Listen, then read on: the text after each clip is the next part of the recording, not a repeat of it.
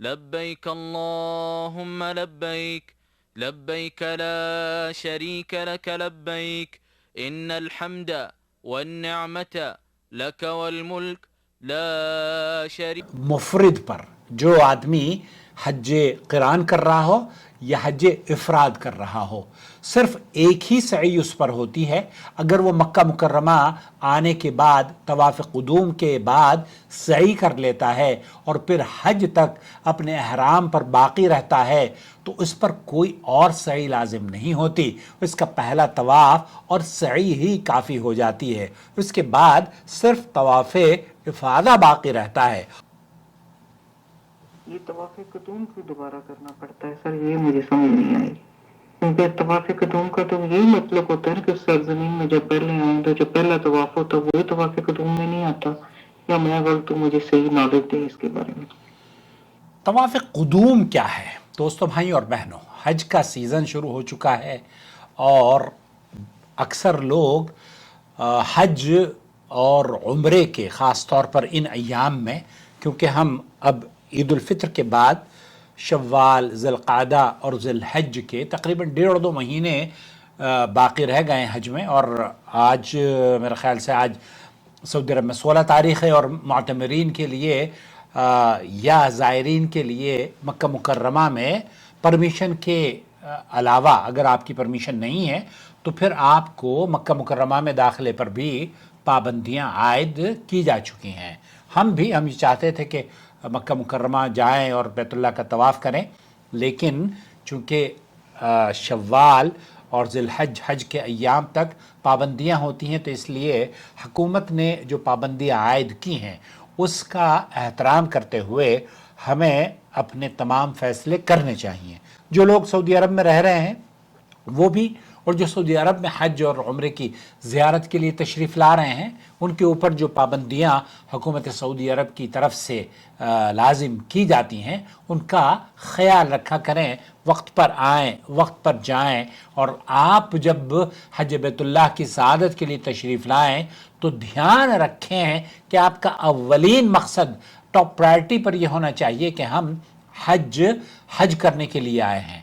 اس لیے کسی سیاسی پروپیگنڈے کا اپنے آپ کو ہدف نہ بنائیں، اور نہ ہی کسی سیاسی پروپیگنڈے کا آپ شعوری طور پر یا غیر شعوری طور پر حصہ بنیں۔ آپ دیکھ رہے ہیں نو ٹی وی جدہ، اور میں ہوں آپ کا دوست، آپ کا ہوسٹ محمد عاقل، جدہ سے مملکت سعودی عرب۔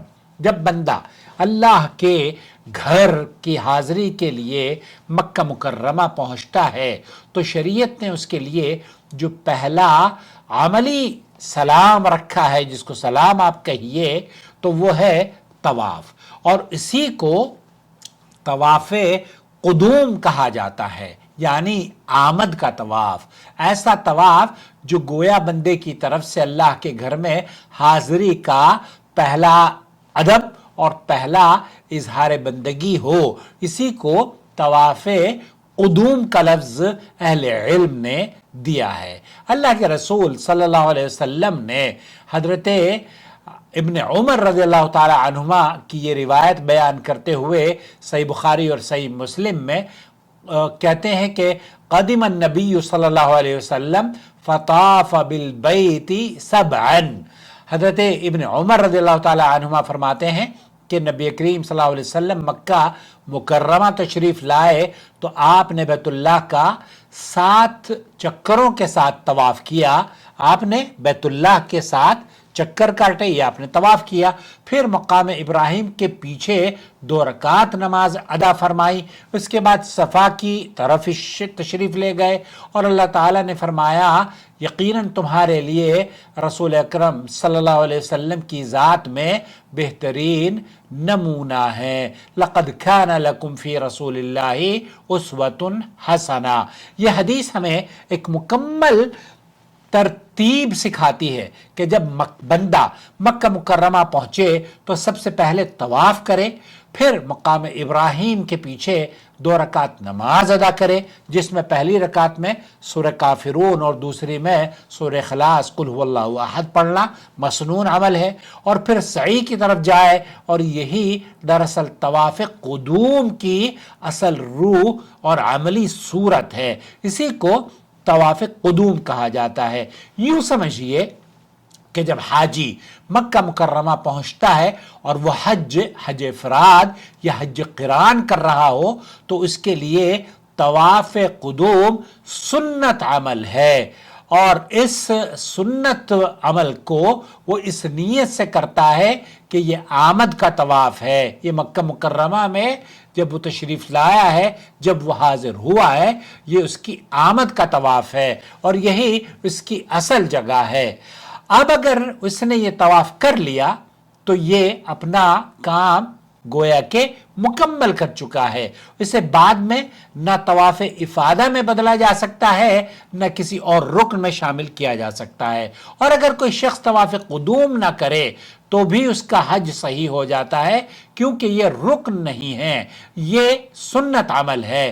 لیکن اس کے بدلے وہ بعد میں کوئی طواف کر کے یہ نہیں کہہ سکتا کہ یہی میرا طواف قدوم بھی ہے۔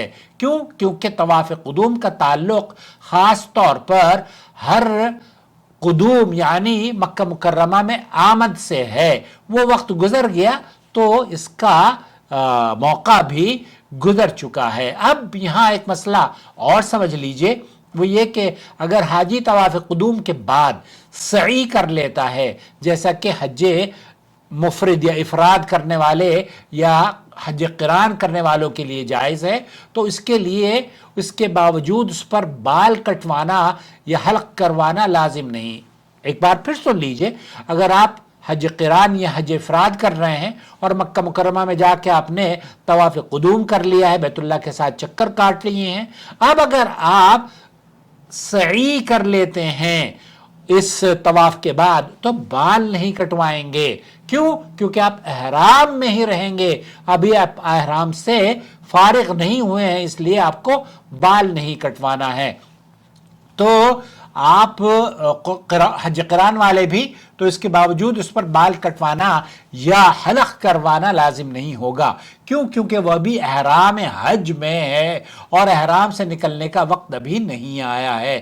چنانچہ حج افراد یا قران میں طواف قدوم کے بعد سعی کر لینے کے باوجود بال نہیں کٹوائے جائیں گے، کیونکہ ابھی احرام باقی ہے، جبکہ عمرے میں سعی کے بعد بال کٹوانا ضروری ہوتا ہے۔ تو یہ کوئی عمرہ آپ نہیں کر رہے ہیں، یہ طواف قدوم ہے، اور طواف قدوم کے بعد آپ نے اگر سعی کری ہے تب آپ بال نہیں کٹوائیں گے، اگر آپ اس سے تاکہ احرام آپ کا باقی رہ سکے۔ اسی طرح یہ بھی ذہن میں رکھیں کہ بال کٹوانا یا حلق دراصل تحلل کے لیے ہوتا ہے، اور یہ مرحلہ یوم النحر یعنی 10 ذی الحجہ کو رمی جمرات کے بعد آتا ہے، نہ کہ مکہ مکرمہ پہنچنے کے بعد۔ یہ سارا نظام ہمیں یہ سکھاتا ہے کہ عبادات میں اپنی طرف سے ترتیب یا تبدیلی نہیں کی جا سکتی، بلکہ نبی کریم صلی اللہ علیہ وسلم کے طریقے کے مطابق ہی ہمیں ہر عمل کو ادا کرنا ہے۔ کیوں؟ کیونکہ لقد کان لکم فی رسول اللہ اسوۃ حسنہ۔ شیخ عبدالعزیز بن باز مفتی مملکت سعودی عرب یہ کہتے ہیں کہ طواف قدوم سنت ہے۔ نبی کریم صلی اللہ علیہ وسلم جب مکہ مکرمہ تشریف لائے تو آپ نے طواف کیا، پھر سعی فرمائی، لہذا اگر کوئی شخص حج کے ارادے سے آیا اور اس کا مقصد سیدھا عرفات جانا تھا اور اس نے طواف قدوم نہیں کیا تو اس پر کوئی حرج نہیں، وہ بعد میں طواف کر سکتا ہے۔ لیکن اگر وہ اس سے پہلے آیا اور اس نے بیت اللہ کا قصد کیا، طواف کیا اور سعی بھی کی، پھر عرفات کی طرف روانہ ہوا تو یہ زیادہ افضل ہے۔ اور اگر اس کے پاس وسعت ہے تو وہ طواف اور سعی کے بعد بال کٹوا کر احرام کھول دے اور اسے عمرہ بنا لے، پھر 8 ذی الحجہ کو حج کا احرام باندھے تو وہ متمتع ہوگا، اور یہ طریقہ بھی زیادہ افضل ہے، زیادہ فضیلت والا ہے۔ تو دوستو، بھائی اور بہنوں، مجھے امید ہے وضاحت ہو گئی ہوگی، اور مجھے یہ بھی امید ہے کہ آپ کی بات سمجھ میں آ گئی ہوگی کہ طواف قدوم ہے کیا۔ اگر بات طواف قدوم کے بعد کی سعی کی ہو، یعنی وہ سعی جو حاجی حج افراد یا قران کرنے والا مکہ مکرمہ پہنچ کر کرتا ہے، تو اس سعی کے بعد بال کٹوانا یا حلق کروانا نہیں ہوگا، کیونکہ وہ ابھی احرام میں ہی ہے اور احرام سے نکلنے کا وقت ابھی نہیں آیا۔ تو یہاں ان تمام چیزوں کو مد نظر رکھتے ہوئے میرے خیال سے वजाहत हो गई होगी। और मुफरिद पर जो आदमी हज क़िरान कर रहा हो या हज इफराद कर रहा हो, सिर्फ एक ही सई उस पर होती है। अगर वो मक्का मुकर्रमा आने के बाद तवाफ़ क़ुदूम के बाद सई कर लेता है और फिर हज तक अपने अहराम पर बाकी रहता है तो उस पर कोई और सई लाजिम नहीं होती। इसका पहला तवाफ़ और सई ही काफ़ी हो जाती है। उसके बाद सिर्फ तवाफ़ इफ़ादा बाकी रहता है। और अगर कारिन या मुफरिद ने तवाफ़ क़ुदूम के साथ सई भी कर ली तो पहली सई उनके लिए काफ़ी है, दोबारा सई करने की ज़रूरत नहीं। और अल्हम्दुलिल्लाह यही अल्लाह का हुक्म भी है।